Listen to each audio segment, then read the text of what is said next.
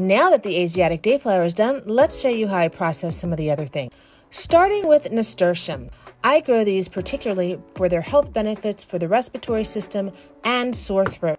Once I give any bugs a chance to vacate, I will wash these carefully before weighing all of the dried leaves. And then it's just a matter of putting them in a mason jar, covering with 100 proof vodka, and allowing them to steep for 6 weeks. I also found some wood sorrel today, and usually I just throw it in tea for a blast of lemon flavor or use it as an herb.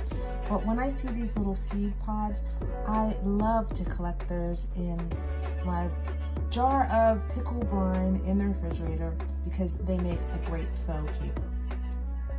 As you can see, I already have a few going in this jar, so I'll simply add a few more. And finally, my catnip.